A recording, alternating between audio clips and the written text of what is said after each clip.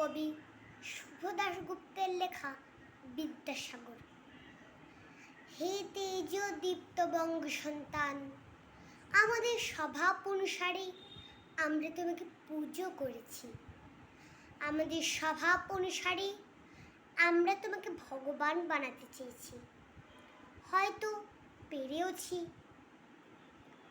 কান্না সমুদ্র আজও উত্তাল, অজ্ঞানতার অন্ধকার আজও ভয়ঙ্কর, কর্মবিমুখ অট্টালিকা আজও স্রোতস্বিনী। আমরা এই ধোঁয়াশা ঘেরা শূন্যতায় দাঁড়িয়ে তোমার কথা ভুলে তোমার পুজো করি। তোমার নামে লাইব্রেরি বা পথ বা সংগঠন গড়ি, উৎসব করি। আলোর বাহারে সাজাই মেলা, অন্ধকার যেমন ছিল থেকে যায় তেমনই। মাইলস্টোনের সংখ্যা পরিচয় তোমার অসামান্য মিথ্যাকে স্মরণ করা। মায়ের ডাকে সাড়া দিতে তোমার ভয়হীন নদী পার হওয়া তোমার অন্তরে মাতৃভক্তিকে তুলে ধরে। তুমি আমাদের অন্ধকার ভেঙে আলোর বর্ণ পরিচয় ধ্বনি করেছ। তুমি আমাদের বিভ্রান্ত কবিকে শপথে এনেছ, তার হাত থেকে আদায় করেছ মেঘনাদ বধ। তুমি গরিবের কান্নাকে তুলে নিয়েছ নিজের চোখের পাতায়। তুমি বাল ও বিধবার যন্ত্রণাকে পাথর করেছ নিজের বুকে।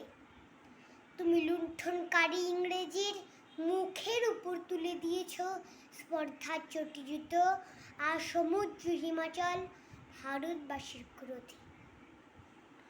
আমরা তোমাকে প্রথম ভাগ আর দ্বিতীয় ভাগে ভালোবেসেছি। অক্ষর গান সমাপ্ত করেই আমরা চিনতে শুরু করেছি সব মহামন্ত্র, যাতে করে আখের গোছানো যায়। আমরা কোনো এক কালে তোমাকে নির্বাসিত করেছি কারমাটারে। তোমার হৃদয় জুড়ে ভালোবাসা আর চোখ ভরা জলকে আমরা মূল্য দিতে চাইনি।